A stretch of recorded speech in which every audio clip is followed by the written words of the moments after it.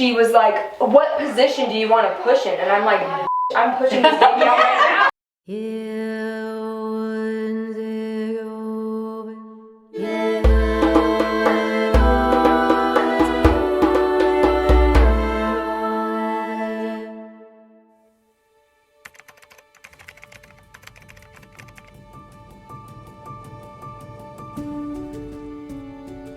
I can start. Okay, go This will ahead. be my third. Yay! This will be my third too. Same. My second. Also second. Third. This is my fourth. Fourth. Fifth. Fourth, fifth, fifth, fifth. I think you would say. That's my third. This is your third. She's so cute. Hello. Hi, pretty girl. Hi. And how many of you have had babies outside of the hospital already? One. One. You've had one. This baby was born in the water. Yeah. I was watching your birth video yesterday. You were? Yeah, it's so good. It's so good. So this is a VBAC baby. Oh, Yeah. So this little one was a C-section, and then she had a No, that's the one. Oh, she was a VBAC. Mommy, Oh, that's right. there's There. one So left. C-section, C-section, VBAC. VBAC. Yep. There's one line left. And she just completely rocked it. Did we ever even do a cervical check? No, I don't think Yeah. so because I was in and out of labor for 2 weeks. Yeah. Oh man. Yeah. It sucked. Yeah. Not your favorite. Yeah. Hi. That happens. So your C-section, what caused it? Medical neglect. Yeah. What did they say? Well, I did not know What's the anything, yellow? Right. so that What's the was yellow It's your charger? first. It's hard to know. yeah. Well, I just like went into it and was like, oh, all the women in my family have given birth naturally. I should be able to do it, no problem. Didn't take any classes, didn't read any books. So my water broke, and I was like, well, do I need to go to the hospital? And I went to the hospital, and then they put you on the time clock to get Yeah. And then I labored for like 12 hours unmedicated with Pitocin and everything. And then all the nurses that I had, they like didn't really put me in a good direction. I got an epidural. Did it was like failure to progress kind of thing? No, so I was pushing. Oh. I like reached complete, and then they had me push on my back for 3.5 hours. Oh. And like you could see his I hair, can't hear it. and he Mommy, was like I can't almost to the hear point where it. he was crowning, but I was like, yeah, my OB Can't came hear in, it. had me push for one time, and was like, well, you can keep pushing, but you're probably not going to make it. Oh my gosh. Oh Yeah. my gosh. He retired 2 weeks after I gave birth, so. He He on was his way tired. out. He was checked out. Whatever. Yeah. So they cut me I can't hear open. it. Yeah. It is hard to tell people like, Yeah. actually, that's not okay. Yeah. Yeah. Did you have, with your second baby, how long did you push with your VBAC? 45 minutes? Mom. He was trying to stretch me as I was pushing, and he wasn't paying attention. So like when I was mid-push and it would stop, I'd be like, ow, stop doing that, stop doing that. Yeah. And he was not paying attention, so he like kept doing it. And my husband reached down and was just like, Good, good. I love that. Good. and then he's like, oh, Yeah. I think I've heard more stories about that than this one. And I think a lot of times the doctors will keep doing stuff, and when someone else who's not the mom yeah. says, she said stop, don't touch her, she said don't do this, they're like, oh, okay. But when the mom says stop, they don't listen. Mm-hmm. And I think they think, well, she's She's not state. herself. Yeah, she's not herself. She's in an So- emotional state. Yes, she doesn't can't know what say she no. wants. Which is abuse. Good job. I'm proud of your husband for smacking. I mean, you've met him, so Yes, I have met him. Yes. Yeah. he had no fear. And Yeah. then the doctor just sat back and was like, oh, I didn't do anything after that. Good. And guess what? The baby came out. Yeah. A miracle. Amazing. This little baby, you pushed for like 10 or 15 minutes. Did? Yes, I watched the video yesterday. You hardly pushed at all. It was amazing. You did such a good job. But also nobody was like touching your vagina. No, it Nobody's was fingers so were inside peaceful. you. Yeah, it was all you. It was so peaceful. holding space. It was really beautiful. Yeah, it was really beautiful. What about some of the other experiences? You haven't had a baby out. Are you excited about this? So excited, yeah. Nice. Even from the beginning, I was like, I kind of knew I wanted this. Because I had wanted a water birth, but I never, like, I went into the hospital not knowing that that's like, no. Yeah. So yeah, I labored in the crib at the hospital until I was pushing. And then I had midwives, like certified nurse midwives and whatever. It's still clinical, but they're more way supportive. better, yeah. Way better, so. There are some amazing. But they still, you know, they're like, get out of the tub. Yeah. And then I pushed both my babies out very quickly. Nice. So, still a good experience, but just being in a hospital and also feeling like you can't go until, you know, you're really far along. Yeah, because you might get interventions. Yeah, they might start putting pressure on you, like, so. In the back of your That's head, you're hard. always like, That's always been hard for me because I feel like I labored for so long with both my babies at home. But you don't want to have a baby in the car?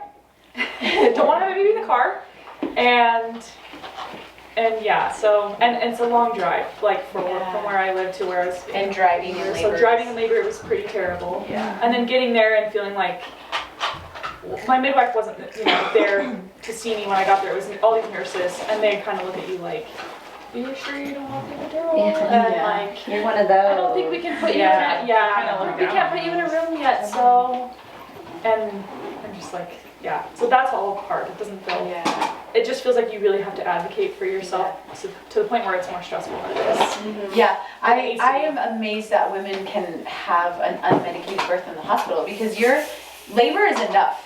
You shouldn't also have to be fighting.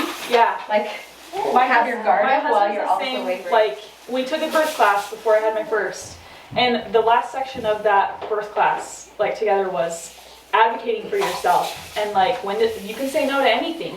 Here's the verbiage that they'll use to try to influence you to think that you don't have a choice, but you actually do. So yeah, even when I was like in contractions and they were like telling me things, and my husband was like there to be like, nope, this is what we're doing, whatever. So that was helpful, but it's also just added stress. It's against hospital policies. Yes. What are it's some hospital other policy. things that you guys have been told? well, like, you can't do this until this. Or like, remember when you almost had to have your baby become random doctor at a random hospital? So my Because second, it's same thing, terrible. hospital, natural birth and everything, but like, what was I, like 38 weeks or something like that? And I was sitting at church and I like started not feeling like kicks and I was kind of getting stressed about it. So I was like, I think I'm gonna go in because I wasn't feeling kicks. So I went into the hospital, different The hospital, closest hospital to you. Yeah. and they did like whatever, an MST, whatever. And my midwife, because she was with the hospital still, she could still like log into the system and see what was going on. So I called not her. at that hospital. Yeah, she wasn't at the hospital, but I called her because I was worried that they were gonna push me to do something I didn't want to do. Because then they came in and they said, yeah, we have an OB here and he's saying that you need to be induced right now and have your baby. Whoa. And I was like, what? Because with my first, it kind of like was stressful because with my first I actually got preeclampsia. And so I was induced and it like just ruined my whole plan or whatever. It was really disappointing. But with this one, so I was like, this is not happening again. Like unless it's like there's something really wrong, I want to know. But my midwife had logged into the system and she was like, everything looks great. You just walk out of there. And so I got up to walk out and they were like, if you leave, then it's against medical advice and you will be paying out of pocket 100%. No insurance. That's actually. So they were like holding me hostage. That's actually not true, but people are told that all the time. So the insurance still has to pay. But you're that's good sitting to know. there thinking, Yes. But I'm like, What do I well, do? I'm not I don't getting have induced. $5,000. Yeah, I'm to- like, I'm not, Yeah. like, you're not gonna make me get induced. Like, I'll just sit here, I guess. Like, Oh my. so I just sat there, and then until finally she she called them because I was like, this is what they're saying. Like, they're making me feel like I can't leave. So I'm gonna have to pay. And so she called them and was like, let her leave. Like, I'm with this And you're hospital too, and she's fine. And like, everything's good. And I you're looked at that already as worried. Oh yeah, I was like stressed out of my mind. I'm like, just am I added making stress. this? Yeah. It's so unnecessary. Yeah. All of that. Anyway, so- everything went well. Like after that, like 39 weeks, I went to labor naturally, went to the hospital.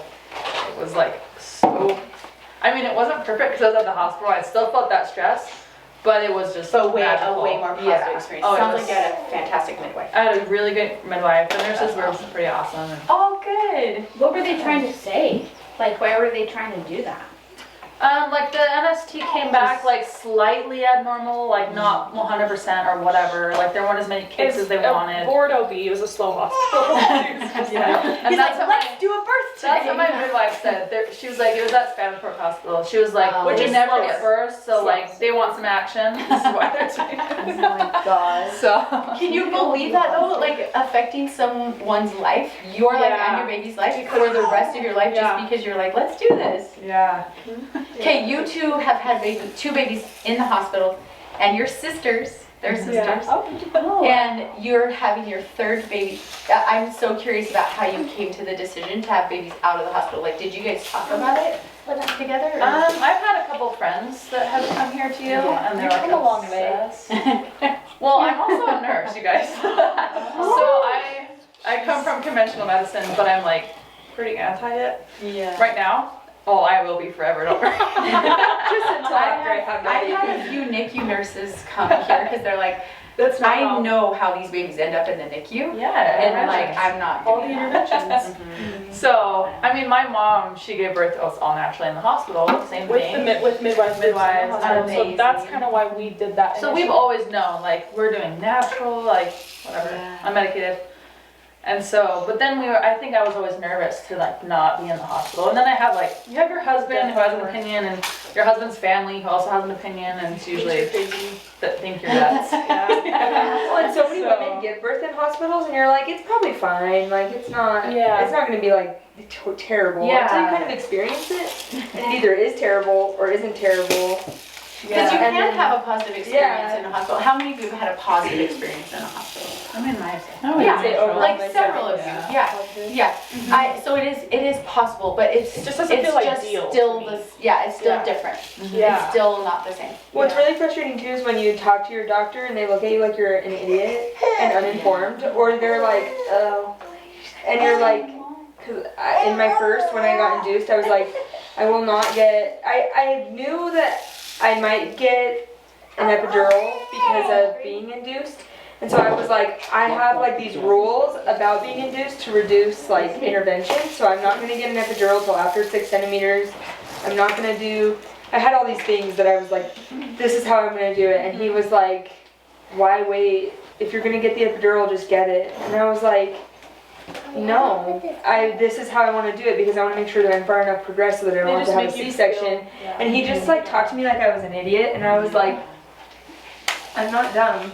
But Well, and then actually after I got the epidural, it was like an hour. I only had the epidural for Yeah. like an hour because everything went so fast. Yeah. And I was like, You were so close anyway. yeah, I should have just probably waited, but whatever. I was in like a squat on the bed, and my doctor was like, I was like I don't even know what was happening. Honestly, I don't even know what was happening. My sister-in-law was there, and she was like, dude, did you hear what he said? And I was like, no. And she was like, he came in and was like, she can't be in that position. She needs to roll. And because I wasn't even like, the bed was like low, so I was like squatting like this, like on a hospital bed, and I just had my head down.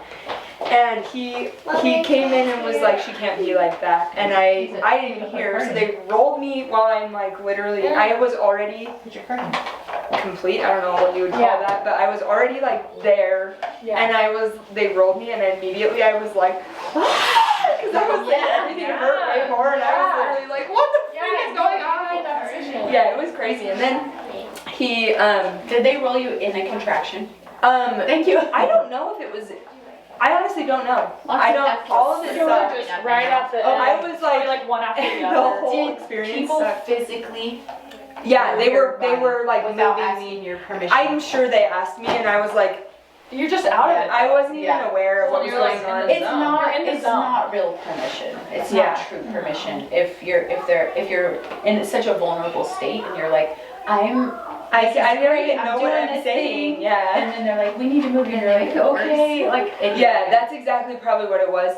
My sister-in-law is like hardcore birth center like person, and she was like, dude, I shouldn't have called. We should have just caught the baby because you were right there and like you were doing so good and everything, and I should have just been like, I didn't know. Yeah. She just came out. She wasn't even freaking out. She should have said, because I'm a woman, I have no idea about these things. I'm so dumb. I'm not an OB. You know way more.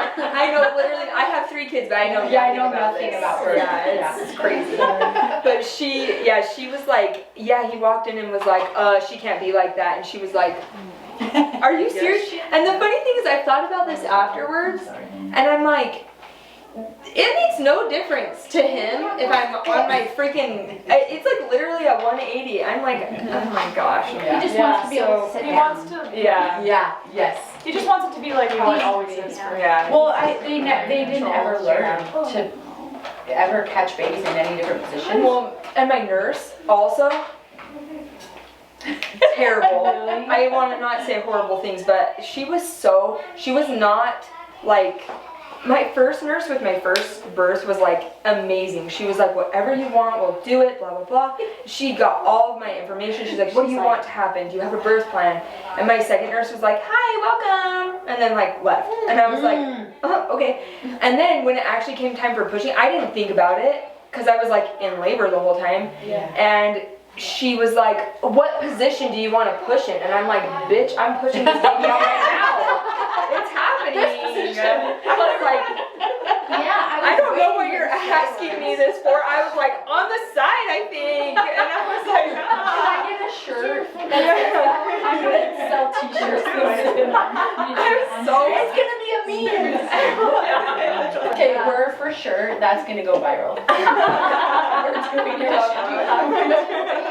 The amount of F-words that would have come out of my mouth. oh, you have no idea. The whole time, I was literally screaming. And my sister-in-law is like the most Mormon girl you've ever met. And I was like, sorry. And I kept being like, sorry. And then I was like, No, yeah. You should never have to. Like, she's crying. You're gonna be in my video. They're gonna think something sad's happening. I have a video because my sister-in-law recorded parts of it, and I have a literal video of me saying, like, screaming in like the most guttural scream, I'm pooping a football. The way they moved me, there was so much pressure. I was like, There's another t-shirt. yeah. We can add that to the end. We'll just put the first part and the Oh second man, I wish I part. had been there. It was honestly, it was First of all, I would have said, get away from her. Let her know what she wants. I know, and then none of these great stories would have happened. I'm like excited for your birth. I say to my clients that I will never know. Like, I'm a very experienced midwife. I've been doing this for a very long time. But you still know more about your body and your baby's needs than I ever will. Yeah. I can be a Sherpa, a guide.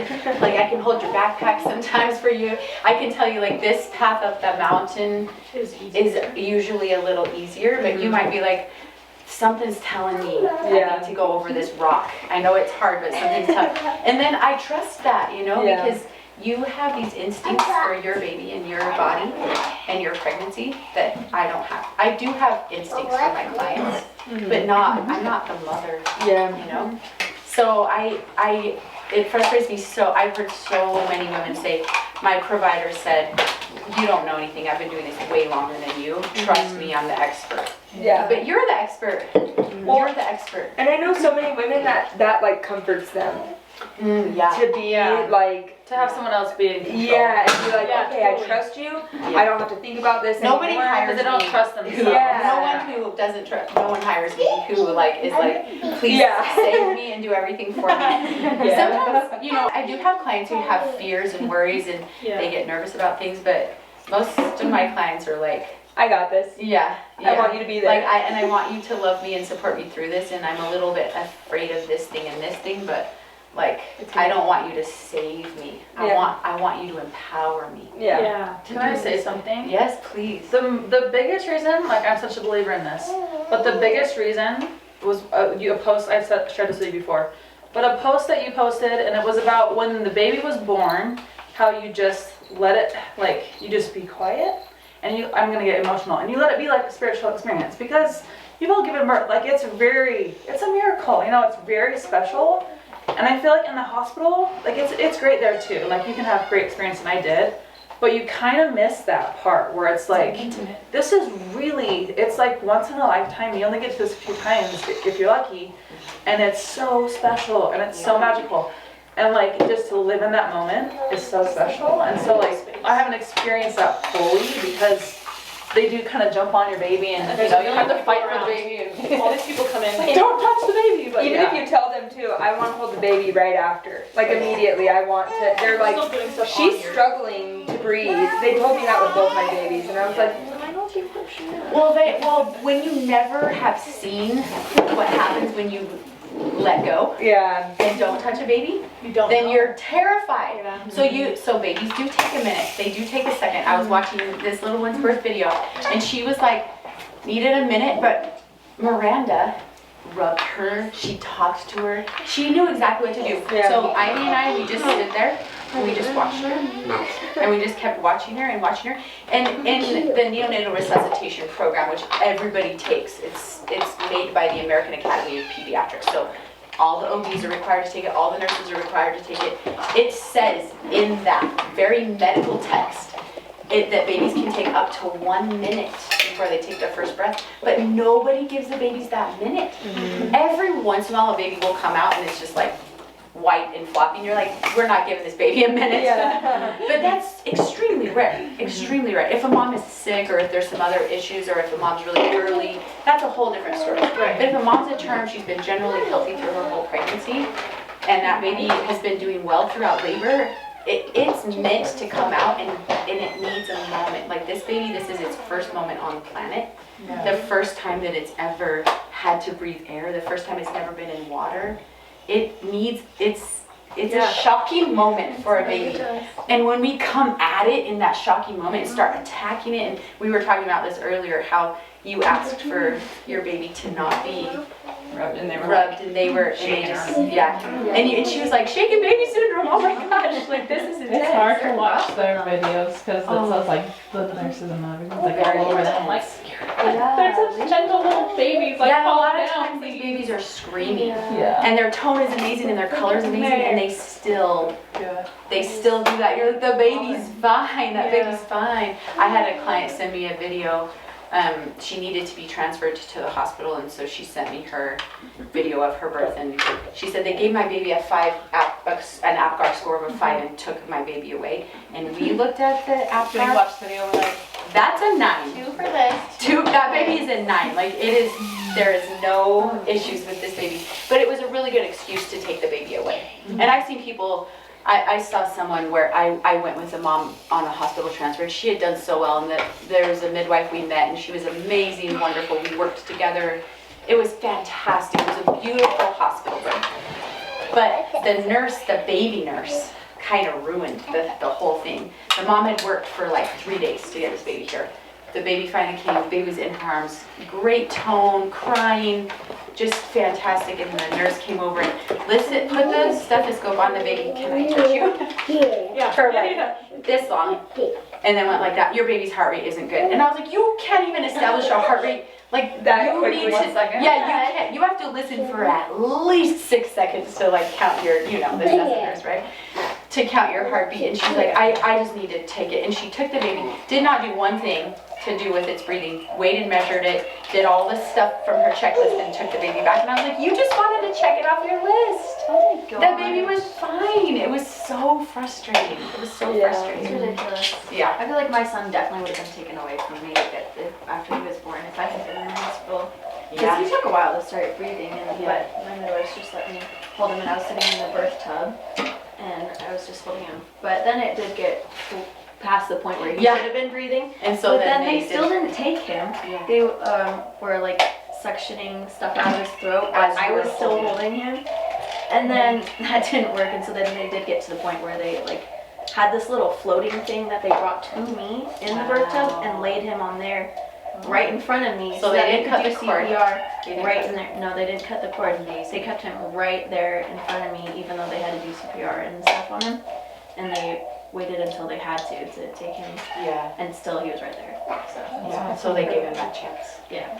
And then did he come around pretty quickly? Yeah. Once they did He that, just needed, a lot of babies need what we call inflation breaths. So we take that bag and mask, which we've all seen on like ER shows, and so it feels so scary. But usually we put it on and we just inflate their lungs a couple times, and they're like, oh, thank you. Yeah. So it can be hard to open up those lungs when you're a little baby. But We just did that for a little bit, and then he was fine. I got him right back, and love that. it was all good. But I wonder if it was partially because since I was in the water while I was pushing him out, I kept kind of like trying to stand up and go back, and they're like, no, get your butt back in the water. It's so hard. Talking about this. Will you share that story? I think the cord was wrapped is what we remembered.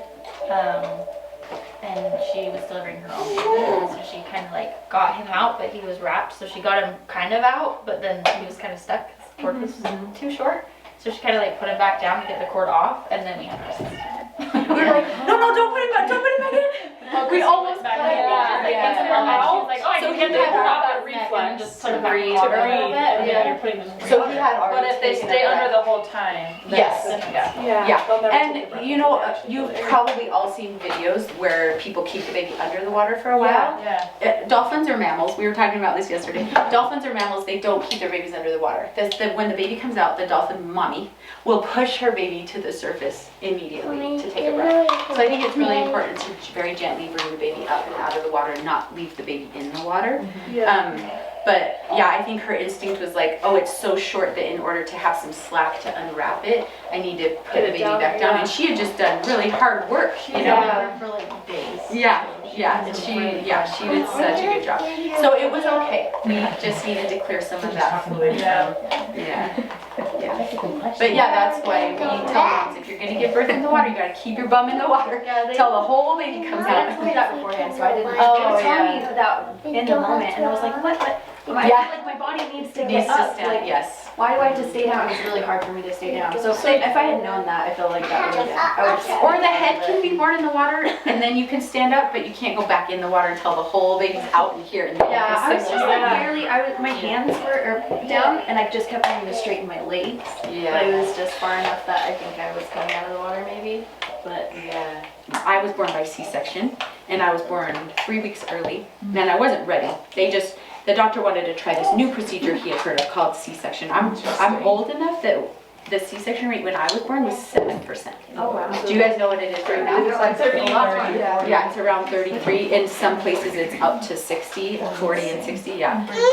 In Brazil it's over 90. So my mom wrote this beautiful email, and it was about how she wanted to have this lovely birth and all these things went south, and she wasn't informed at all. She was 18 when she had me, 19 when she had me. And so she just felt similarly to you guys, where you're like, the doctor said, you don't know what you're doing.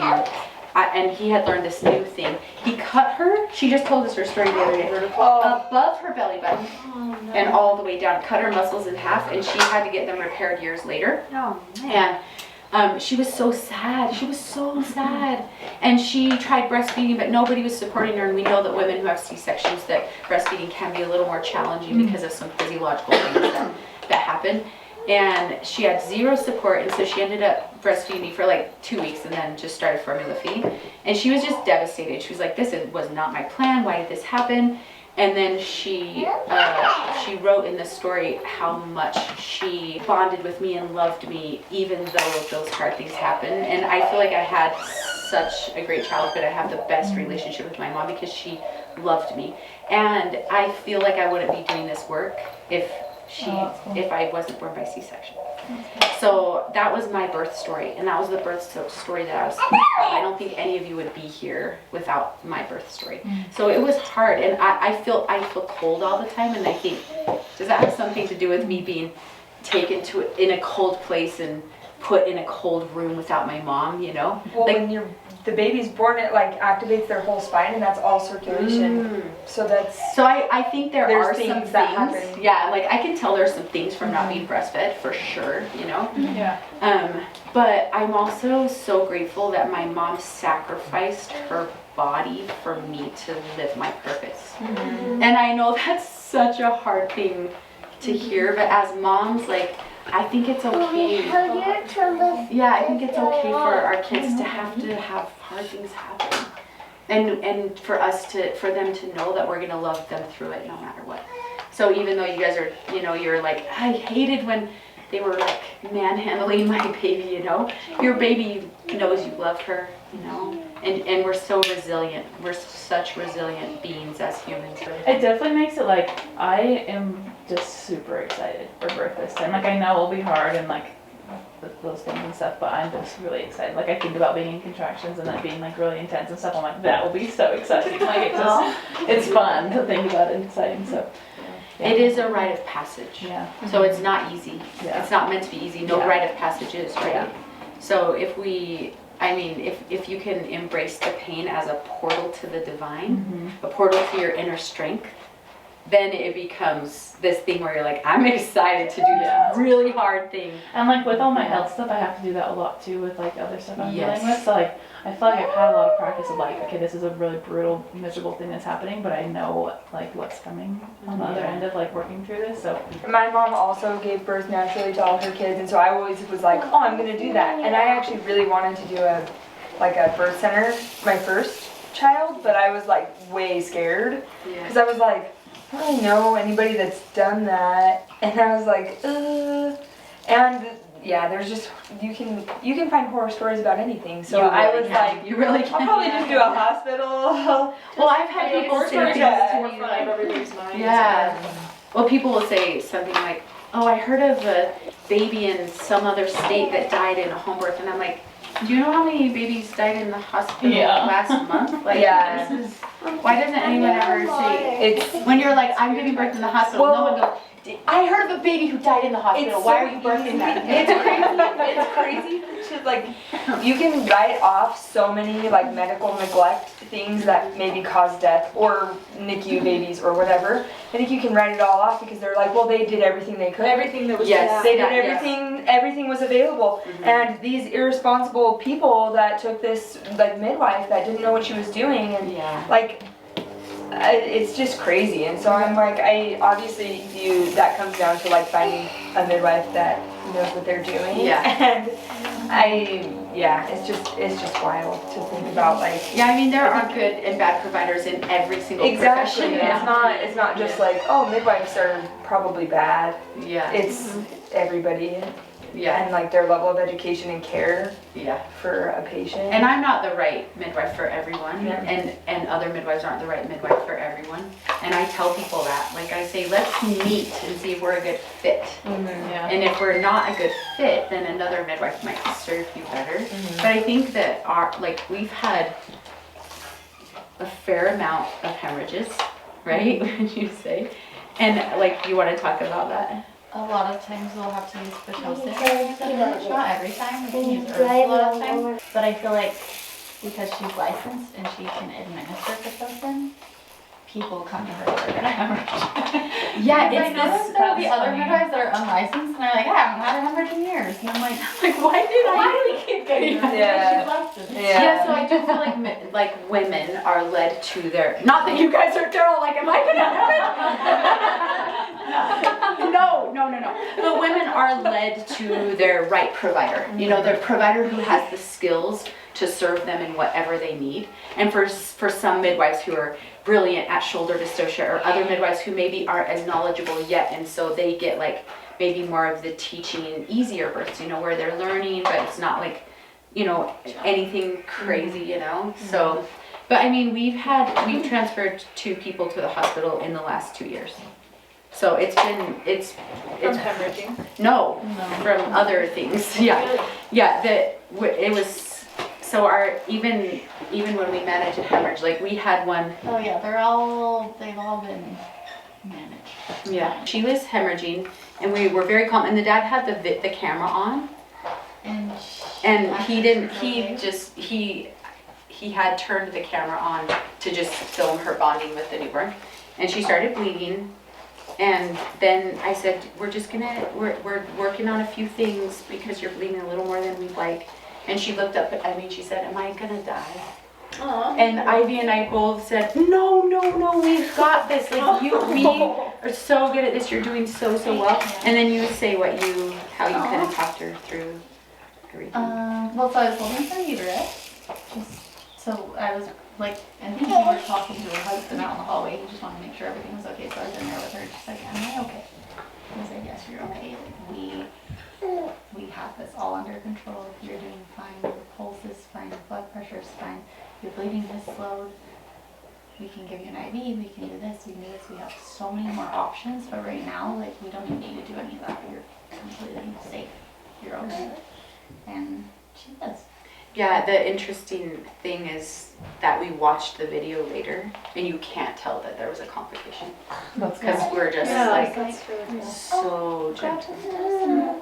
Some people will say, like, we'll talk to them later, and they'll be like, "What? There was an issue?" Yeah, but we're fine. And then she and I we have to do some nervous system relaxation. Well, do you remember the shoulder dystocia? Yeah, I was just looking. Yeah. One of our pictures up there. Yeah, we had a shoulder dystocia. We managed it very well, but someone was videoing from my side, and I turned away from the parents after we had managed it, and I looked at everyone and I just went, oh my gosh. And I showed the video to a colleague, and she like screenshotted my face, and she was like, that is hilarious. She had a previous shoulder dystocia in the hospital. The dad told us after, he was like, I didn't even know there was shoulder dystocia this time. He's like, last time I thought my baby was going to die. Yeah. That's a huge difference. So in the did you- hospital. Everything's an emergency. He literally thought baby was I usually raise my voice a he didn't little even bit. know. And I have a soft, gentle voice, so sometimes people are like, I knew something was different when you like raised your voice a little bit. I'll be like, Yeah. put your leg up. I need you to put your leg or whatever. Yeah. What were you gonna say I about was this? gonna say, was it like a positioning thing that you did? Yeah, so she was on her hands and knees initially. Baby came out. We waited because so many people are told they have a shoulder dystocia because doctors are used to doing a one-step delivery where the head comes out and they just reach in, grab everything, pull it out. We wait for the head, we wait for the baby to rotate. Almost all babies will rotate. Not all babies. Some babies By just, themselves. yes. And it's pretty cool to watch. You've seen this many times. So the baby will come out head down. Well, if a mom's on her hands and knees. Face facing down if a mom's on her hands and knees. And then you give it a minute and the babies will do this really cool rotation where the face rotates to the mom's right or left thigh.